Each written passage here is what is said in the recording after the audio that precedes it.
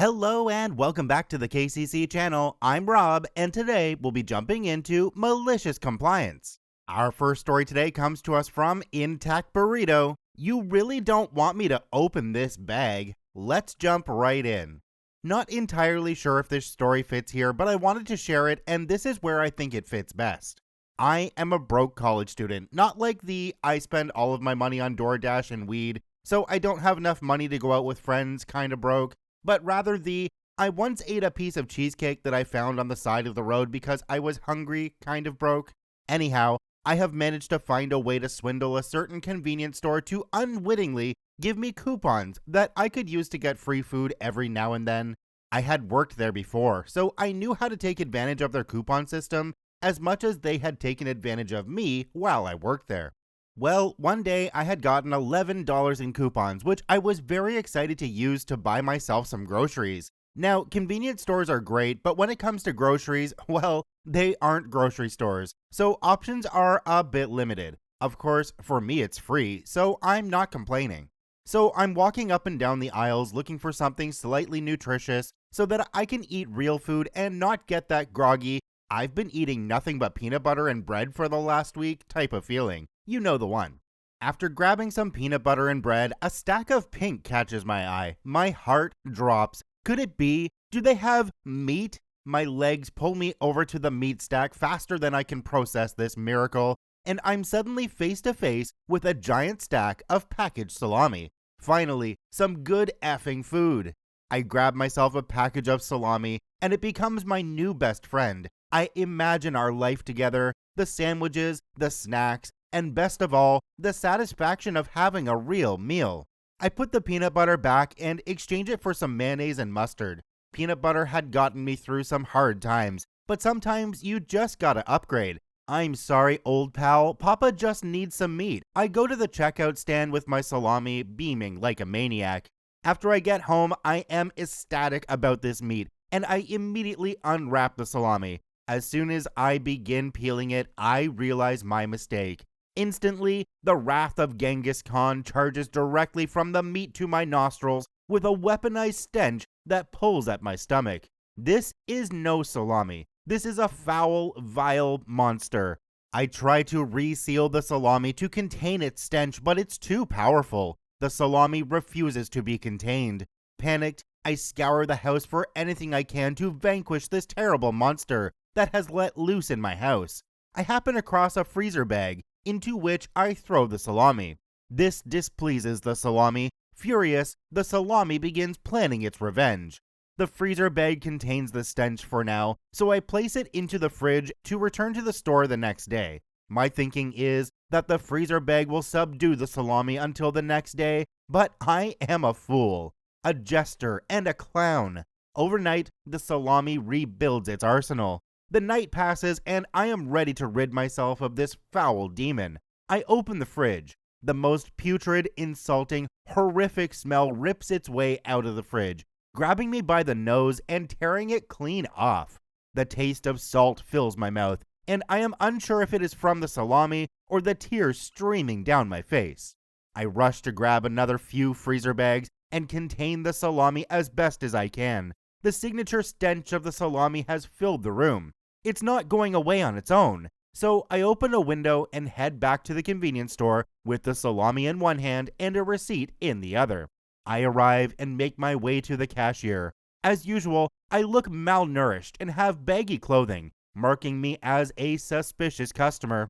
I go to send the salami back from whence it came, but the cashier has suspicions of my return, of course. So why exactly are you returning this, sir? Please don't make me open the bag. The displeased salami becomes eager. It smells really bad. I would open the bag, but I really don't think that's a good idea. Please don't make me open the bag. The salami knows what is to happen. Sir, I can't do the refund if it's in this bag. You need to take it out to return it. You are making a mistake. The salami is preparing to strike. I put it in a clear bag so you can scan the barcode through the bag. Trust me, you really don't want me to open this. Please, for the love of all things holy, do not make me release this monster. The salami is foaming at the mouth. Sir, I can't do this return without you opening the bag. Either open the bag or take it home. I can't refund your money if it's in a bag. I worked at this chain for 3 years, and that has never been a policy. I don't know why you would make that up, other than to somehow catch me in some act, but please, just trust me. The salami suddenly goes silent. It is ready. Are you sure? Yes, it is our policy. No, it isn't. But if you insist, then very well. Don't say I didn't warn you. I barely crack open the freezer bags, and the salami, furious, burst out with a stench so sour that even Karen in line behind me pulls her mask over her nose. Actually, the cashier begins coughing as I pull the salami out of the bag. She apologizes profusely about the foul-smelling meat and scans the beast before issuing me $5.99 in store coupons. I take the bag with me, leaving no line of defense between the cashier and the salami. You said you can't accept bags, right? Well, I guess I'll just keep these bags then. She tries using a store bag to contain the salami, but to no avail, as the store bags aren't airtight. You didn't want my bags, so have fun working next to the salami until the line dies down. I grab 2 jars of peanut butter and buy them with the coupon and head back home to have me some peanut butter and bread. Should have just stuck with Old Reliable. In an interesting twist, this story shows us just how many people are willing to help somebody out. In the comment section for this story, there are so many people offering to send food or money to OP. One has even offered to send them a rice cooker so that they can make themselves nice cheap meals on a regular basis. Take a quick look down below the video. If that subscribe button is still red, it means you're not actually subscribed to KCC. Please hit that subscribe button for more daily Reddit stories. Our second story today comes to us from Bill Evans Trio fan. Take suspicious persons to the front desk if they're not wearing a name badge? You bet, the party is on. Let's jump right in. This happened in the mid-90s when I was working for a software company. Said software company was a major provider of logistic management software for the trucking and shipping industry at the time. They were founded by 2 computer science college students in the 60s who were able to build the company into a multi-million-dollar company. Both gentlemen were wonderful to work with and were still there when I started working for the company. One took the sales side and managed the sales and marketing efforts. The other managed the software development teams. Together, they'd created a juggernaut of a software company. The gentleman who managed the software development team's official title was CEO, retired after putting in 25 years. We gave him a heartfelt send-off, with many of us being in tears at his departure. That's how much we loved him.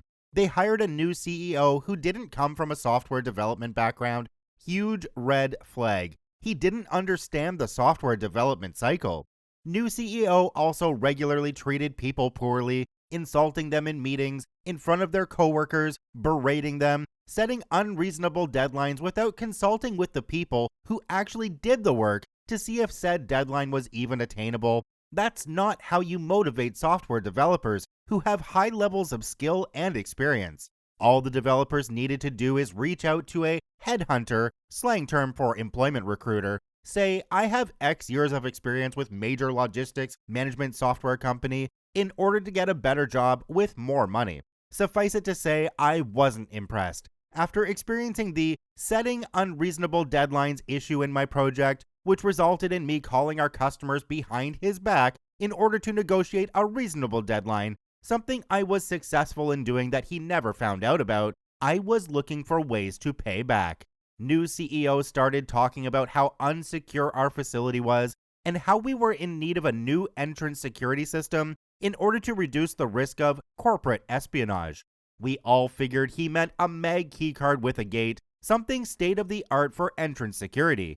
But no, he was cheap. His idea of state-of-the-art security was giving us name badges. That's it. Not even a photo ID, just a badge with our names on it. We were to wear them so that they were visible. He sent out an email stating that if we saw anyone throughout our campus without a name badge after a specific date, we were to treat them like they were a suspicious person. When we found someone without a name badge, we were to immediately escort them to the front desk. New CEO and high-level management had their offices in the front desk area. This is important later in the story. Trouble is, the entire rollout of the name badges was delayed due to production issues. Said deadline date came and went. About 1/3 of our employees didn't have a name badge yet. The new CEO had also not rescinded his original email order regarding taking suspicious persons without a name badge to the front desk. Cue malicious compliance.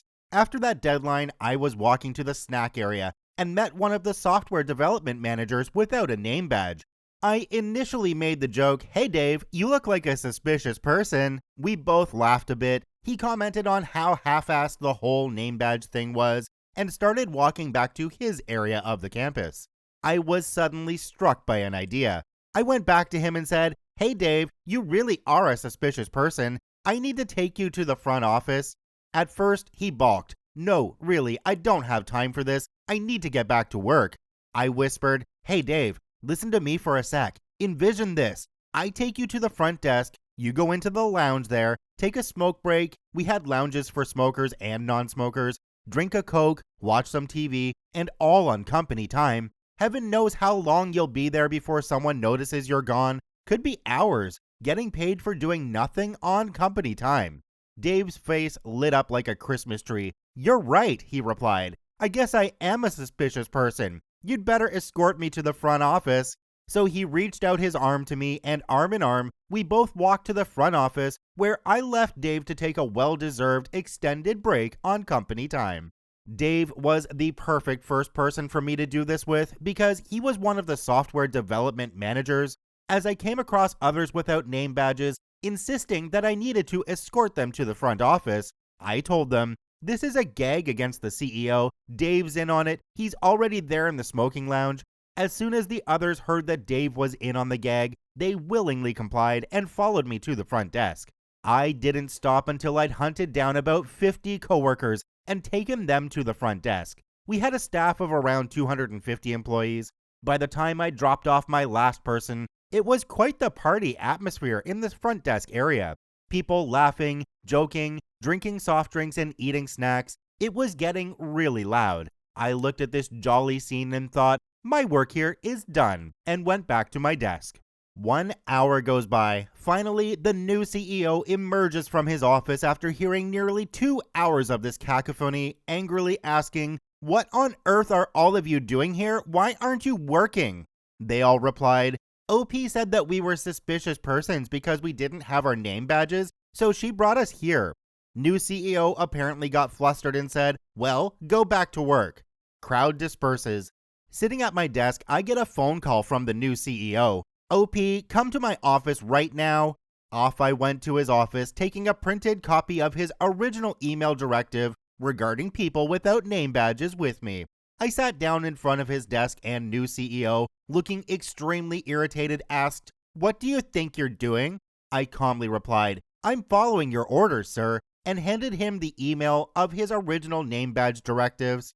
In reading his own email, he immediately realized he couldn't do anything against me. He got even more flustered and sputtered, "Well, stop following my orders." I again calmly replied, "Sir, may I remind you that you ordered me to not follow your orders at a time that is most convenient for me to do so?" His face looked like he was in brain lock, that he didn't know how to respond. Well, no, go back to work." I experienced no repercussions from that incident. There were other orchestrated incidents that followed, but they were behind-the-scenes practical jokes, not malicious compliance. I left a year later for greener work pastures. About 6 months after I left, the new CEO was forced to retire under the threat of dismissal. This one didn't quite go the way I was expecting. I was kind of expecting CEO to not have a name badge, and for OP to try and drag them to the front desk. Another thing too, the CEO told OP to stop following their orders and then told them to go back to work. I think I probably would have just gone home at that point. Last story today comes to us from Spelling Brie. "Can't leave your office until I'm in dress code? Great, let's hang. Let's jump right in." Alright, after lurking for ages and enjoying all of your fantastic stories, I think I might finally be time to post mine. Public school. I was almost 18 in my senior year of high school, and I was, and still am, super into fashion. I got this great skirt that was admittedly short, but still pretty clearly within my school's dress code. Of course, I had to show it off, paired with a completely opaque pair of black tights and some sturdy boots. Not an inch of my actual leg could be seen. I stepped out of the car as my dad dropped me off and stopped to straighten my skirt. The closest administrator, gonna call her Miss Bell, took this from me trying to make an inappropriate skirt passable enough to walk by her to my first class, and she wasn't having it. She immediately, and not very nicely, told me I had to go change into scrub pants provided in a place we had called the Choice Center, which was also where kids who misbehave get sent for ISS or detention, and it's called that because it's where you go to deal with the consequences of your choices. I asked how it was out of dress code and demonstrated that it was the right length. She refused to elaborate and threatened to write me up if I didn't get going. I arrived in the Choice Center and explained what had happened. The male administrator looked me up and down confusedly and told me I was fine. He sent me to my first class with a late pass and no scrubs. I guess he talked to Miss Bell, or maybe she just really had it out for me, because no sooner than 15 minutes after I arrived in class did my teacher receive a call from the front office. You guessed it, it was Miss Bell asking for confirmation that I had changed. My first period teacher knew nothing of the morning's events and told her no, I hadn't changed, but also that I didn't need to as I was within the dress code. That wasn't good enough. Miss Bell sent someone to escort me to the office to meet with her personally. I made my way into Miss Bell's office, where 2 other administrators were present. They didn't say a word while I was there, they just spectated. Miss Bell informed me that I had interrupted the meeting she was having with them by not complying earlier, or something to that effect. I told Miss Bell that my outfit had been approved and I didn't have any scrubs to change into because they weren't ever given to me, and she didn't buy it. Here's the malicious compliance you're waiting for. She insisted that I had scrubs in my bag to change into and wouldn't look into my bag when I opened it to show her that I didn't. She told me, verbatim, to take off that skirt, put on the scrubs from your bag, and give me the skirt for safekeeping so I know you don't put it back on like you must have done already. She told me I was wasting her time. I widened my eyes and dropped my backpack, feigning surprise and innocence. I raised my voice an octave. You want me to undress? You want me to take my clothes off and give them to you? Great choice of words, Miss Bell. Without giving her a chance to respond, I unzipped the skirt and took it off right there. I had very little shame and a pretty strong distaste for authority, I will admit.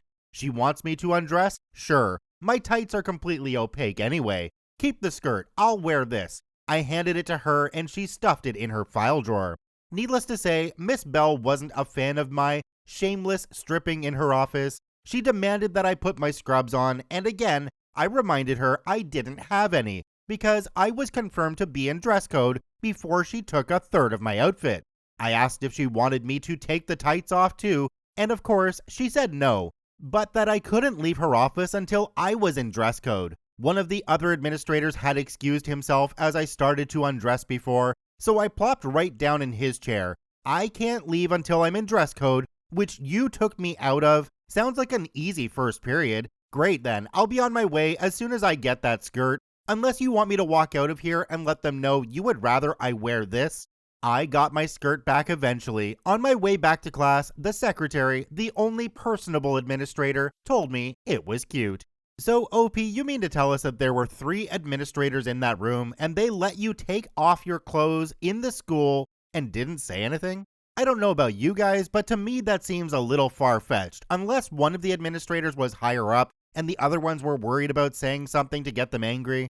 I guess that's a possibility, but it still seems like a really crappy situation. Thank you to all 3 OPs for posting their stories in the Malicious Compliance subreddit. They are linked in the description down below. Please go check them out. Check out one of these other videos, and if you haven't yet, please hit that subscribe button for more daily Reddit stories.